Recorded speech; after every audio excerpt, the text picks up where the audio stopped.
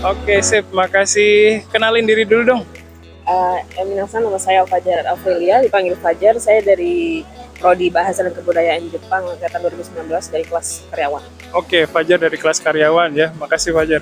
Jadi Fajar hari ini saya wawancara karena baru menyelesaikan program pertukaran pelajar ya. Iya, benar, Sensei. Di mana tuh? Saya ikut pertukaran pelajar di Kansai Kansai Kokusai Daigaku, lupa. Kansai Kokusai Daigaku itu bahasa Inggrisnya Kansai University Of International Studies. ya. Biasanya kita singkat dengan kuis ya. Iya, benar. Oke. Fajar di sana dari kapan sampai kapan? Saya di sana dari sekitar Maret 2023 sampai Maret 2024 tahun ini. Oke, jadi baru pulang ya. Baru pulang. Fresh. Oke. Terus waktu di sana dapat beasiswa nggak? Saya alhamdulillah juga apply buat beasiswa tambahan di sana dan dapat setiap bulannya. Bisa digambarin nggak beasiswanya kayak gimana? Iya, jadi biasanya pertama kan kita memang kalau dari program dari kampusnya sendiri kan kita memang berangkat semua biaya hidup dan lain-lain dari kita sendiri. Cuman nanti kita juga bisa coba apply di sana kalau kita kita beruntung nanti kita dapat setiap bulannya sekitar 80.000 yen. Oke, jadi pas di kampus itu bukan berarti pas berangkat udah ada kepastian dapat beasiswa ya? Belum ada kepastian ya? Baru kalau dari sini mungkin baru kayak apply-nya aja. Mungkin kita follow up-nya pas di sana sih. Oke.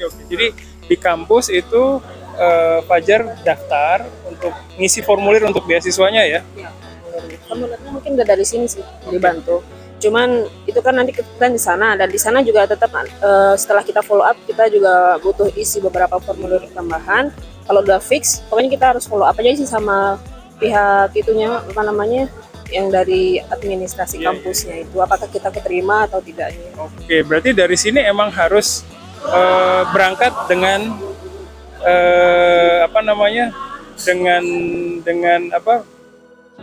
dalam kondisi harus membiayai sendiri dulu gitu ya.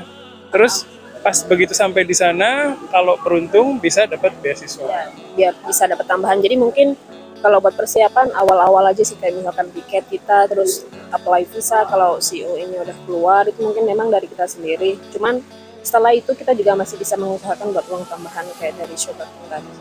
Iya. Jadi di awal itu berarti Fajar harus beli tiket sendiri, harus bayar pas pendaftaran visa sendiri ya. Terus sampai sana juga mungkin biaya hidup pertama itu sendiri juga ya. Cuman kalau enaknya kalau di Jepang kan kita sudah bisa sudah bisa kira-kira lah berapa, mereka juga udah ngasih gambaran gitu kan. Misalkan di bulan pertama ini yang perlu dikeluarkan buat apa tuh berapa, terus futon kita harus bayar berapa, itu sudah ada sih. Di bulan pertama habis berapa? Berapa ya?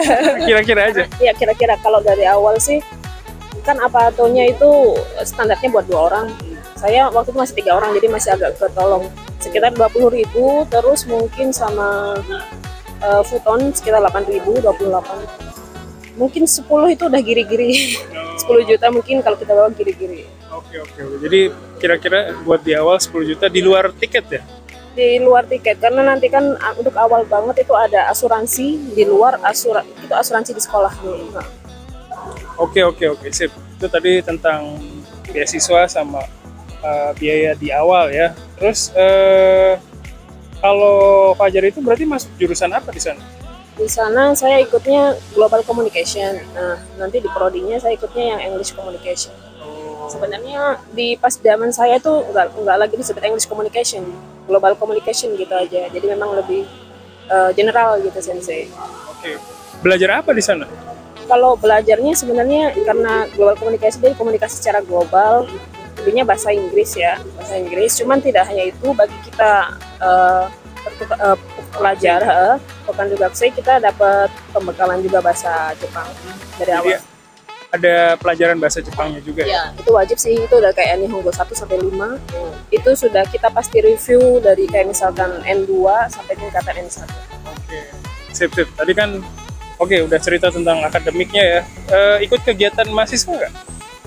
Banyak saya ikut. Kebetulan ya advisor saya itu kayak kaprodi gitu di sana.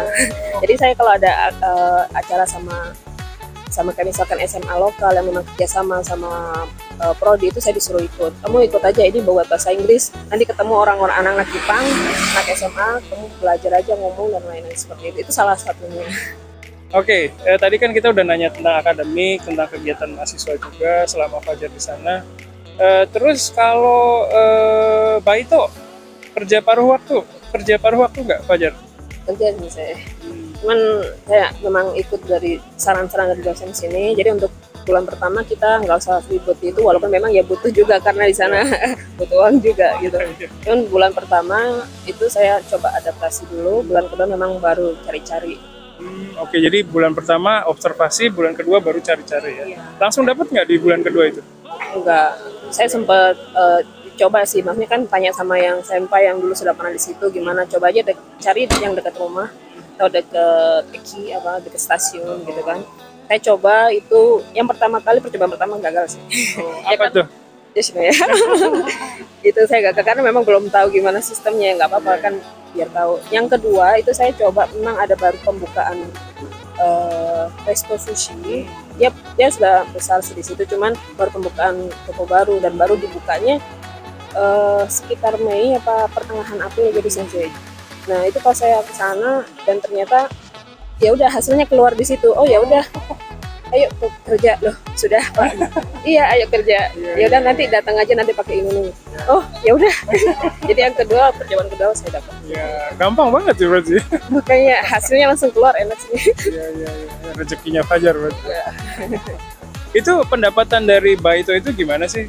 Kira-kira besarnya berapa? Kalau Baito kan nanti bakal menyesuaikan dengan jam kosong kita setelah kuliah. Jadi berapa SKS yang kita ambil satu semester, terus nanti waktu kosongnya kita kapan gitu kan. Terus kan juga ada batasnya juga kalau buat mahasiswa asing. Itu saya kalau kurang lebihnya, kalau rata-rata mungkin kurang lebih sama kayak pendapatan Shogakuin. Jadi mungkin di rentang 80-90 ribu yen. Tapi kalau misalkan pas Natsu Yasumi yang memang panjang gitu kan, kita bisa lebih lama kerjanya, itu bisa di atas 100 ribu yen dapatnya. Oke, bisa head on ya. Sama aja. Iya, oke, makasih Fajar. Terus apalagi ya, pertanyaan mungkin tips buat kohainya ya, adik kelasnya yang tertarik dengan program pertukaran pelajar tapi masih ragu-ragu gitu. Kira-kira gimana dari Fajar? Menurut saya sih udah ditipis aja keraguan, pokoknya nekat aja. Nekat aja yang penting, karena yang paling penting itu pengalaman kita nanti di sana. Walaupun hanya karena teman-teman saya rata-rata paling cuma 1 semester lah. Jadi kalau kita bisa dapat sampai 2 semester, 1 tahun, itu sudah benar-benar ngasih banyak pengalaman lah. Pengalamannya itu nggak hanya dalam bidang akademik saja, non akademik dan sosialisasi dan lain-lain juga sama gitu. Jadi ya apapun hasilnya, kalau bilang saya apakah langsung bagus juga enggak, karena awal-awal juga saya susah sih, sama aja. Iya. Nah, belum terbiasa dengan gimana kehidupan di sana. Di sini kelihatan sangat chill gitu, di mana-mana enak, kalem gitu. Di sana itu kayak kita langsung ayo kamu mau gerak apa kamu ketinggalan kayak gitu. Treatmentnya ya. Iya. Oke. Oh ya, tadi ngobrol tentang kesulitan ya. Hal yang paling dirasa kendala yang paling kerasa itu apa sih? Bahasa. Itu bahasa kayaknya pasti semua ya. Maksudnya saya bahasa Jepang dan bahasa Inggris, saya memang lebih pede ke bahasa Inggris. Sebelumnya saya jarang banget pakai bahasa Jepang. Makanya walaupun saya nekat berangkat dengan seperti ini, saya belajar di sana akhirnya, mau nggak mau kalau mau tetap survive gitu. Dan kan di mana-mana keterangan dan lain pakai kanji semua. Jadi itu kayak benar-benar ngelatih dan ayo seperti itu. Ya, cuman ya memang benar-benar pengalaman berharga sih. Sip. Terus satu lagi. Pengalaman paling berkesan apa tuh kira-kira? Kalau pas di sana mungkin di semester kedua ini saya paling berkesan ya, karena nggak hanya di bidang akademik. Di bidang akademik saya sempat belajar sign language, bahasa Jepang, terus belajar bahasa Mandarin, bahasa China. Sama di non akademik saya aktif di volunteer di NGO ya, itu yang mana itu ikut kayak English camp gitu. Dan nanti saya sosialisasi sama anak-anak seumuran SD. Pakai bahasa Inggris. Bahasa Jepang. Oh, bahasa Jepang. Bahasa Jepang. Karena anak SD-nya sama aja bahasa Inggrisnya yang basic sekali. Okay. Cuman dari situ saya banyak pengalamannya karena yaitu saya tahu bagaimana secara edukasi di lingkungan mereka dengan anak-anak seumuran segitu. Itu kan kita nggak pernah tahu sebelumnya. Gitu. Oke, sip Fajar. Makasih banyak untuk waktunya hari ini. Sama-sama sih.